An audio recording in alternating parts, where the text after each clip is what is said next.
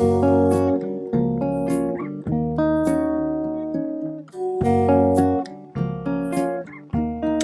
everyone. Thank you so much for joining me in this midweek break. I wanted to take some time to share with you outside of our normal worship and wonder time that we usually have together. I think it's so important for us as a church, and especially for the little ones in the church, to see how the sacred can be found in everyday moments, in everyday stories. So, for the next few weeks, I want to share with you some of my favorite stories, or maybe some new stories that I haven't heard before. I want to look at these stories from our faith perspective and from a wondering perspective. So, for the next few weeks, I'll be sharing these stories with you. And at the end of the story, I'll have some wondering questions for us to think about together. This is a reminder that even though it's a storybook, these stories are for everyone, not just the little children. I think that us as adults, we can learn so much from these authors and from the stories. And it also takes us back to a place of innocence, to a time when we had a lot of questions and we were filled with such innocence. So I do encourage everybody to tune in and to share in these stories together. This month, we'll be focusing on Black authors, with it being Black History Month and with everything that's happened recently at the church. I think it's so important to keep our focus and to keep our prophetic voice and to remember that Black lives matter, that Black representation matters in every aspect of life. And as such, I found a really cool story to share with you today, and I'm really excited to hear it together. As we do with Worship and Wonder, I would like to start this time, before we hear the story, with our song. And I think this song just helps center us a little bit and helps direct our focus and prepares us to listen. And again, reminds us that there is sacred even in what some people would call the secular. So let's prepare our hearts to listen to this story. So if you'll sing with me together.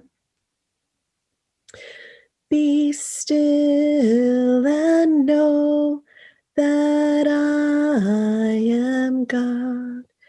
Be still and know that I am God. Be still and know that I am God.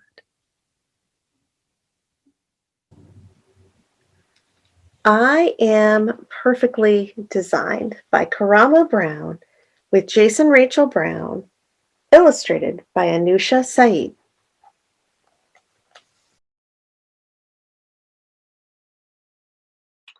I am perfectly designed.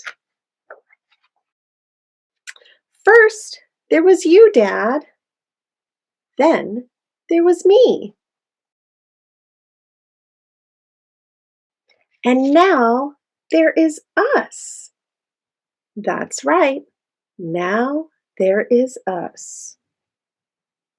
When you first saw me, you said he is perfectly designed from his head to his toes.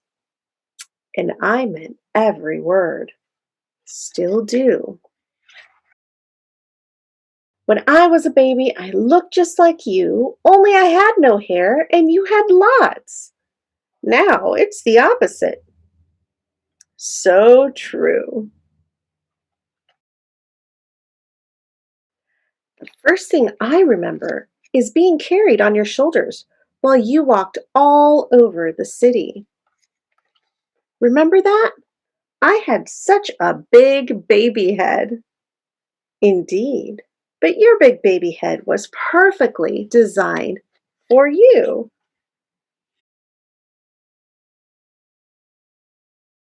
When I was real little, I thought you could touch the moon. Remember that? We'd sit on the roof and reach for it. One day, you'll be big enough to reach it yourself. But until then, it's perfectly fine to ask for help. Remember when we went as syrup and waffles for Halloween, Dad? Ha, I do. That was awesome. I wonder what will be this year. When I run in the park, jump in the park, climb trees in the park, and pretend I am a statue in the park, you remind me I am perfectly designed to explore the world. You are, and you always will be.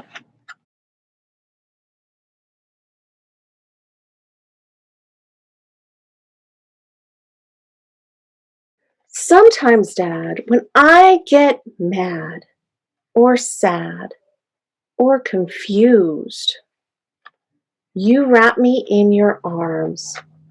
I like that. Me too. And I remind you that you are perfectly designed and wonderful, no matter what you're feeling. When I grow up and leave home, will you miss me? Yes, very much. Will you go into my room and play with my race cars and stuffed animals? You know I will. Will you sit on the fire escape and feed the pigeons like we do in summer? The pigeons and the sparrows. Will you remember our favorite moves? I will. And I'll invent some new ones too. Dad, will you always think of me? Always. You know what, Dad? What? I will always remember walking through the city and sitting on your shoulders. And maybe when you're older and I'm taller, I can carry you on mine because we are perfectly designed for each other. That's right. Such a pretty book in there if you look closely. You can see Karamo and Jason now that he's older. I am perfectly designed. I hope that you were able to exclaim that along with Karamo at the very end of the book because you are perfectly designed. Now, I wonder how Jason felt sharing these memories and these feelings with his dad. I wonder how his dad feels in sharing these memories and feelings with Jason. I wonder if there's anyone special in your life that you have special memories and feelings with. I wonder what special person you look forward to sharing new memories with. And I wonder what it means to be perfectly designed. Thank you so much, friends, for sharing with me. I hope you'll tune in next week where we'll hear another fun story and maybe learn something new together. I hope you have a beautiful week. I will see you on Sunday. And remember to find one of the qualities in yourself and remind yourself tomorrow and today and every day what it is about you that makes you so perfectly designed by our